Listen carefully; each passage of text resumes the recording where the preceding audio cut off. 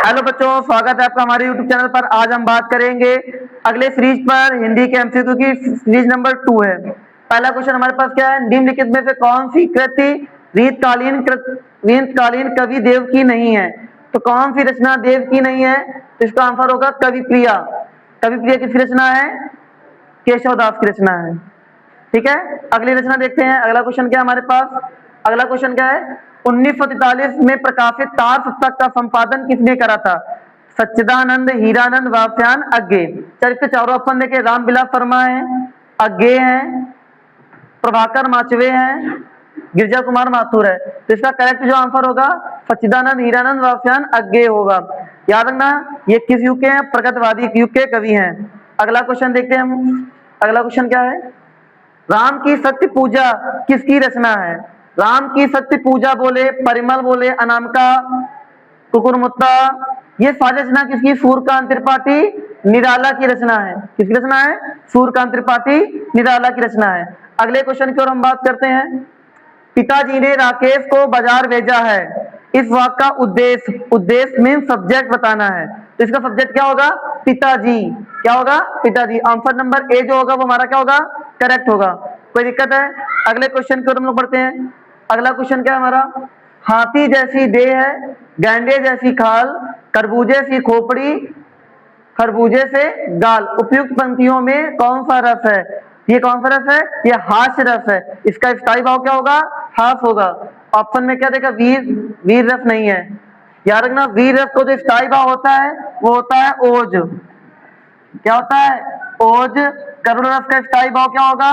शोक, जो कि तुम्हारे सिलेबस में है। श्रृंगार रस का क्या होगा? रति। हास्य रस का स्थायी भाव क्या होगा? हास। इसका करेक्ट आंसर क्या होगा? हास्य रस। करेक्ट आंसर डी होगा। कोई दिक्कत है? अगला चलते हैं अगले क्वेश्चन की ओर। हमारा अगला क्वेश्चन है, उस काल के मारे क्रोध के तन कपने लगे, कांपने लगा उनका। मानो शब्द आ गया, यहीं से पहचानना है कौन सा अलंकार है। हमें पहचाना है उन पंक्तियों में कौन सा अलंकार बताना था, कौन सा इसमें अलंकार है। तो इसमें क्या शब्द आ गया बेटा? मानो। कहा था जानो मनहु शब्द आ जाए, समझ लेना वो कौन सा अलंकार होता है? उत्प्रेक्षा अलंकार होता है।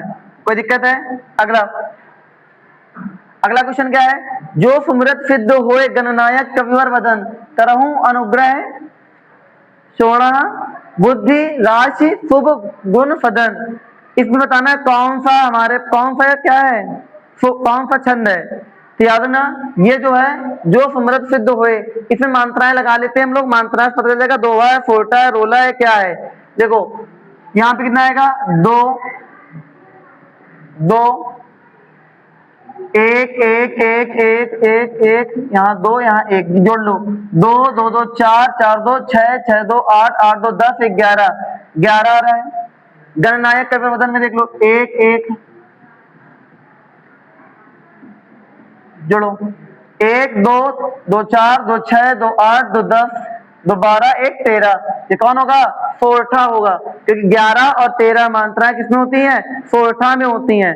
13 और 11 किसमें होती हैं? दोहा में। 16 16 किसमें होती है? चौपाई में। 24 मात्राएं किसमें होती हैं? रोला में होती हैं। तो इसका करेक्ट आंसर जो होगा वो क्या होगा? सोरठा। कोई दिक्कत है? आइए चलते हैं अगले क्वेश्चन की ओर। हमारे पास अगला क्वेश्चन बहुत ही बढ़िया है। क्या निम्नलिखित में से कौन सा शब्द अनुशब्द का प्रयोग करके नहीं बना हुआ है? मतलब किस इन चारों ऑप्शन में कौन सा अनुशब्द का उपसर्ग नहीं है? हमें ये फाइंड करना है, हमें ये पता करना है। कैसे पता करेंगे? बहुत ही सिंपल है। क्या? अनुकरण इसमें हुआ है। देखो, करण का मतलब होता है अनुशासन। अनु को अलग करो, शासन का करोगे, शासन का मतलब होता है, मतलब ये भी क्या है? अनु का उपयोग हुआ है, उपसर्ग यहाँ पे लगा हुआ है। अनुवाद, अच्छा ये हुआ है। यहाँ पे क्या हुआ है? अनुत्तीर्ण। अच्छा जब इसको लिखेंगे बेटा क्या करेंगे? अन धन उत्तीर्ण। ये अनु का नहीं है, ये किसका है? अन का है। ये अन का है, मतलब आंसर क्या होगा बेटा? D option. ये अनुत्तीर्ण अनु का उपसर्ग नहीं है। बाकी ये तीनों किसके हैं बेटा? अनु के उपसर्ग क्या है? आंसर नंबर क्या होगा? डी। अगला चलते हैं अगले क्वेश्चन की ओर। अगला क्वेश्चन ही बहुत ही अच्छा है। क्या है? नीलकंठ में कौन सा समास है? हमें बताना है समास। क्या बताना है? समास। देखिए नीलकंठ में कौन सा समास होगा? नीला है कंठ, अर्थात भगवान शिव। कौन सा हो जाएगा? बहुब्रीहि। याद रखना कर्मधारय कब होता है? जब एक विशेषण हो, दूसरा क्या हो? विशेष हो। तब होता है कर्मधारय समास जिनका कुछ मतलब हो, वो क्या होते हैं अर्थात लगा के, जैसे फ्यू आ जाए, जैसे पीताम्बर पीला है, अंबर अर्थात गणेश, जो भी ऐसा हो वो क्या होते हैं बहुब्रीहि समास होते हैं। अगला चलते हैं, अगला क्वेश्चन क्या है, बादल का पर्यायवाची शब्द नहीं है, बादल की पर्यायवाची शब्द नहीं है बताना है। देखो बादल दा शब्द आ रहा है, जिस शब्दों के अंत में दा आ जाए समझ लो वो बादल की पर्यायवाची होती हैं। जैसे जलद, जलद, नीरद, अम्बुद, जलद, ये तीनों पर्यायवाची हैं। जलद किसका होता है, जल का होता है। लास्ट में जिसमें जा आ जाए समझ लो किसकी होती है, वो जल की पर्यायवाची। जैसे पंकज, जलज, नीरज किसकी है, जल की पर्यायवाची है। कोई दिक्कत नहीं हुई, आ रहा है ना। अगला क्वेश्चन देखते हैं, युष्मद आप शब्द जो है सर्वनाम का तीसरा एक वचन रूप है, तो इसका करेक्ट आंसर क्या होगा, पहला ऑप्शन क्या है, युवाम, त्व, त्वत, तुभ्यम। तो इसका जो आंसर होगा वो क्या होगा, त्वत। क्या होगा, त्वत। युष्मत शब्द धातु रूप है, इनको आपको तैयार करने हैं रेडी, बोर्ड पेपर के लिए काफी इंपॉर्टेंट है।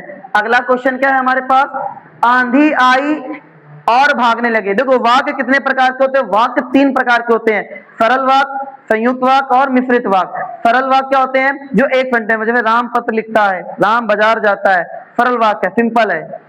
संयुक्त क्या होते हैं, जब 2 या 2 से अधिक वाक्यों को किसी प्रीपोजिशन के द्वारा जोड़ा जाए, जैसे और से जोड़ा गया है। जैसे आंधी आई और हम भागने लगे, तो 2 वाक्य हैं, पहला आंधी आना, दूसरा वाक्य हमें भाग जाना, मेरा भागना, यही है ना। दोनों को जोड़ा किससे गया, और शब्द से, कनेक्टिव शब्द से जोड़ा गया है। तो इसमें कनेक्टिव वर्ड किसका काम कर रहा है बेटा, और शब्द क्या है, यहाँ पे कनेक्टिव काम कर रहा है। जब भी ऐसे शब्द जोड़ते हुए नजर आए समझ जाना वो कौन सा वाक्य होते हैं, संयुक्त वाक्य होते हैं। मिश्रित वाक्य कौन से होते हैं, जब 2 कामों को सिंगल वर्ब मतलब एक क्रिया के साथ जोड़ा जाता है उसे मिश्रित वाक्य कहते हैं। कोई दिक्कत है, आ रहा है, बहुत अच्छी।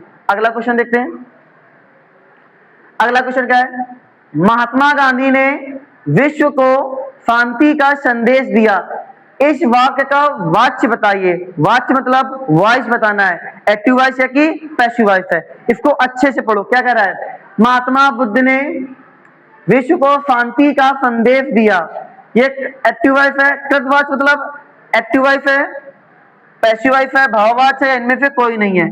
तो याद रखना ये कौन सा भाववाच्य है, उनके भाव है, उनके विचार हैं। विश्व को शांति का क्या दिया है उन्होंने, संदेश दिया है।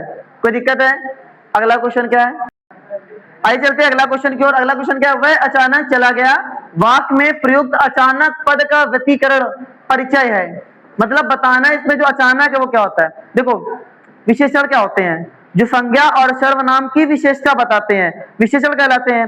याद रखना क्रिया विशेषण का तो जो विशेषण की विशेषता बताए वो होते हैं क्रिया विशेषण, ठीक है। एग्जाम्पल के लिए बात करें, जैसे यहाँ पे अचानक क्या चला गया, तो अचानक क्या होगा, यहाँ पे क्रिया विशेषण होगा। कोई दिक्कत है, आ रहा है ना समझ में। अगला क्वेश्चन चलते हैं, अगला क्वेश्चन बहुत ही बोर्ड पेपर के लिए काफी इंपॉर्टेंट है। क्या, रामचंद्रिका के रचनाकार, ये गलत लिखा हुआ थोड़ा सा टाइपिंग मिस्टेक है, यहाँ क्या होगा, रचनाकार। रामचंद्रिका के रचनाकार कौन है, तो रामचंद्रिका कौन है, केशव दास जी हैं। कौन है, केशव दास जी हैं। आइए चलते हैं अगले क्वेश्चन की ओर। अगला क्वेश्चन क्या हमारे पास, रीतकालीन के वीर रस के प्रसिद्ध कवि हैं। अच्छा, वीर रस जिन्होंने बहुत सारी रचनाएं क्या लिखी है बेटा, वीर रस पे आधारित करी है। कौन है, देव नहीं है, धनानंद नहीं है, कौन है, भूषण है। भूषण ने जितनी भी रचनाएं लिखी है उनमें वीर रस का जिक्र बहुत हुआ है, ठीक है। आइए चलते हैं अगले क्वेश्चन की ओर। अगला क्वेश्चन बहुत ही अच्छा है। अगला क्वेश्चन क्या है, प्रिय प्रवास किसकी रचना है, जयशंकर प्रसाद, श्रीधर पाठक, सियाराम सरलगुप्त, अयोध्या सिंह उपाध्याय, हरिऔध। याद रखना बेटा, बात करें प्रिय प्रवास किसकी रचना है, अयोध्या सिंह उपाध्याय, हरिऔध। डी ऑप्शन इसका क्या होगा, सही होगा। याद रखना प्रिय प्रवास किस रचना है, अयोध्या सिंह उपाध्याय, हरिऔध। अगला क्वेश्चन क्या हमारे पास, अगला क्वेश्चन, निम्नलिखित में से कौन सा प्रगतिवादी युग का कवि नहीं है, कौन सा कवि प्रगतिवादी का नहीं है। देखो नागार्जुन प्रगतिवाद के हैं, त्रिलोचन ये भी हैं, केदारनाथ अग्रवाल ये भी हैं, कौन सा नहीं है, भारतेंदु हरिश्चंद्र। ये किस युग के हैं बेटा, भारतेंदु युग के हैं। अच्छा, भारतेंदु युग की समय सीमा की बात करा जाए, याद रखना 1868 से 1900 ईस्वी तक के बीच की क्या होते बेटा, भारतेंदु हरिश्चंद्र की क्या है, समय सीमा है बातें जो की। आइए चलते अगले क्वेश्चन की ओर। अगला क्वेश्चन क्या, राम की सत्य पूजा के रचनाकार कौन है? राम की सत्य पूजा काफी इंपॉर्टेंट है रचना, याद रखना।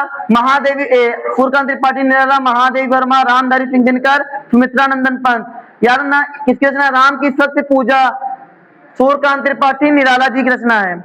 महादेव वर्मा की रचना एक, याद रखना, पथ के साथी, बहुत इंपॉर्टेंट है, पथ के साथी, काफी इंपॉर्टेंट रचना है। रामधारी सिंह दिनकर, संस्कृति के 4 अध्याय, संस्कृति के 4 अध्याय, बहुत इंपॉर्टेंट रचना है। सुमित्रा नंदन पंत की कला और बूढ़ा चांद, चिदम्बरा प्रेमक रचना है जो कि आपको याद होनी चाहिए। अगला क्वेश्चन देखते हैं।